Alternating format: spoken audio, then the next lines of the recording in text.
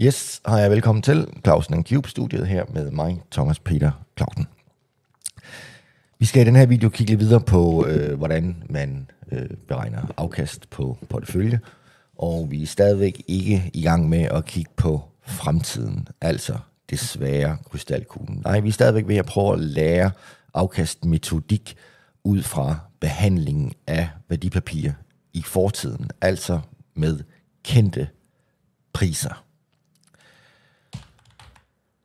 Konkret her har jeg en Clausen & Cubes portefølje, som vi måler ud fra 2 rapporteringsrapporter, ultimo 21 og 14 dage senere.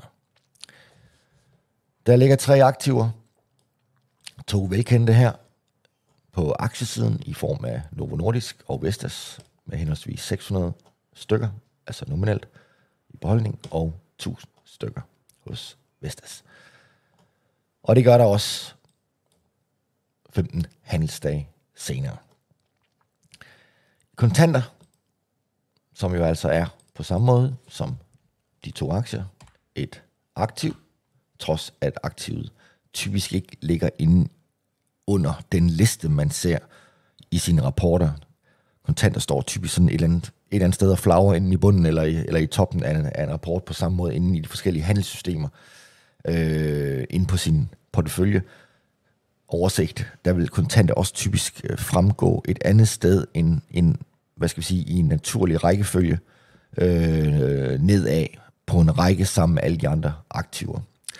Det havde ellers været smart, fordi så vil private investorer forstå, at kontanter indgår nøjagtigt som et aktiv og behandles som sådan afkastmæssigt og risikomæssigt som alle andre. Så her har vi altså en simpel portefølje med 3 aktiver, og porteføljen har værdi på 1 million ultimo december, og det ser vi her. Altså prisen er her 1000 på Novo, 200 på Vestas. Kontantprisen, den er 1 per definition, når man rapporterer i primoperioden. Og herover der har vi så markedsværdien, altså hvor vi bare ganger hver af priserne på beholdningsstørrelsen. Så bemærk her, at kontanter indgår også nominelt her med 200.000, uden der er nogen anden enhed på, end det er bare antal. Så det her, det er bare antal kontant aktiver på samme måde som det her, det er antal kontant Novo aktiver, som så er en aktie. Det her, det er så bare kontant. Det er bare navnet på det instrument.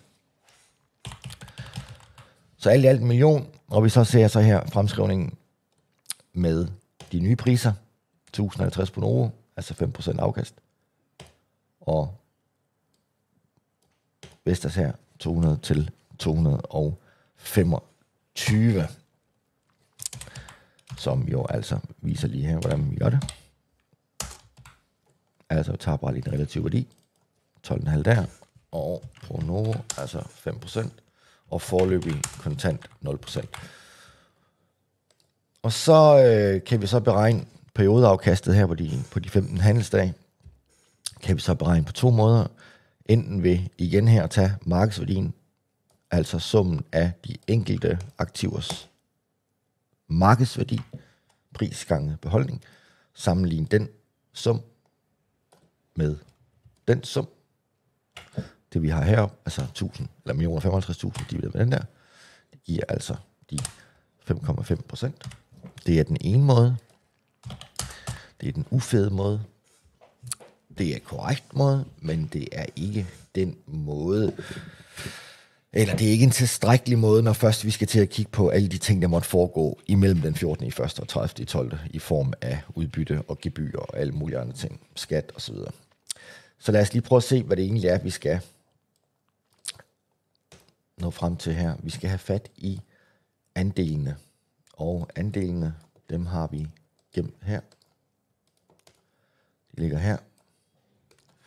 Så det vi skal for at beregne afkastet, det er, nu fordi vi stadigvæk kun kigger på en periode her, imellem den 30. i 12. og 14. januar, opstiller vi altså de 3 afkast, som jeg også lige beregnede før. Og så skal vi så her på primperioden, altså perioden før afkastet kører, der skal vi beregne andelen, det vi kalder vægten. Det vil sige kontantaktivets markedsværdis andel af den samlede portefølje markedsværdi. Novos samlede markedsværdi andel af den samlede porteføljeværdi og Vestas. Så en 20, 60, 20, 80% aktier, 20% cash. Og når vi så har det, så kan vi tage de 3 og lægge dem sammen, men hvor vi ganger kontantandelen på kontantafkastet plus Novos andel gange Novos afkast i den fortløbende periode, plus Vestas gange den der.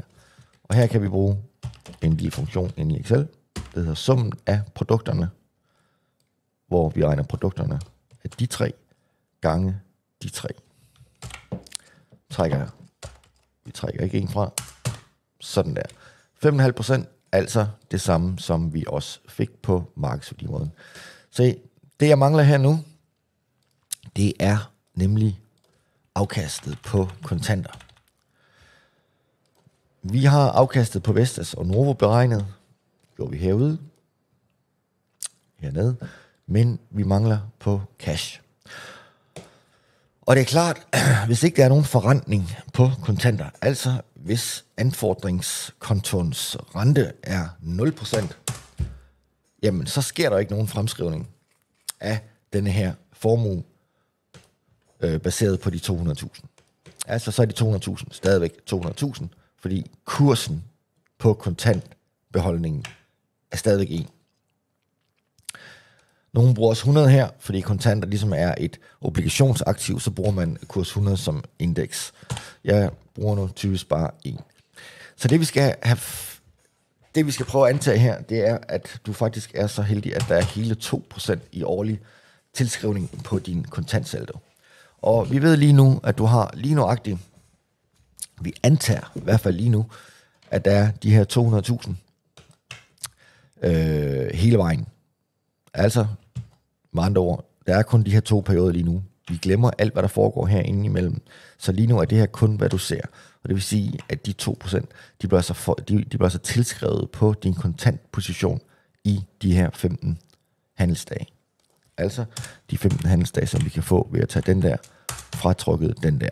Bruger Excels datasystem, tager bare og trækker 2 datoer fra hinanden. Sådan der. Så vi skal finde ud af, hvad den årlige rente den er på daglig basis, og det gør vi sådan her. Tager først selve afkastfaktoren, og så skal vi tage en enkelt dag ud af 365. Så vi antager, at der er 365 handelsdage i 2022. Eller, kalenderdag. Lige præcis, kalenderdag. Det var mig, der sagde fejl, fordi afkastet beregnes altid på kalenderdag. Modsat så mange andre økonomiske nøgletal, som kører på bankdag, så kører afkast på kalenderdag. Det vil sige, at du får også afkast i pinsen og i weekenderne osv. Så den daglige tilskrivning, som banken opskriver din kontantbeholdning med, den er altså det her.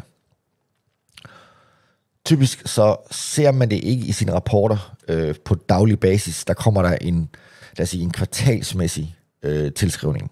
Så får du en eller anden notifikation om, okay, du har fået alt i alt det her ekstra beløb ind på din konto, men det svarer til summen af nogle daglige tilskrivninger. Og banken bliver nødt til at regne med daglige tilskrivninger, fordi at rentesatserne dernede ved banken, den arbejder i den helt korte ende af rentespektret. Det er altså helt inde ved centralbankerne. Det vil sige, kommer der en ændring fra centralbankerne, så kan der skal de have fleksibilitet til at kunne overføre det til kunderne.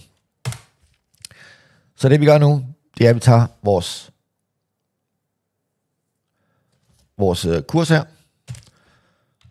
og fremskriver i virkeligheden den kurs med afkastet. Sådan. I 15 dage. That's it. Se, nu fik jeg så en ny kurs her. Og dermed så har jeg også fået en ny markedsværdi af min portefølje. Så markedsværdien er i virkeligheden 200.163 kroner. I virkelighedens verden, i det her tilfælde, der vil du have fået de 163 kroner og 82 øre. Dem vil du bare have fået smidt ind på din konto på den her dag. Og som jeg sagde, de kører typisk på kvartalsmæssig basis. Se, det var egentlig bare det, jeg vil vise her i denne her video. Det er det her med, hvordan kontanter fungerer som et ganske almindeligt aktiv, og som også i virkeligheden har en pris. Og den pris, den afspejler bare den tilskrivning, som banken sætter på denne her konto.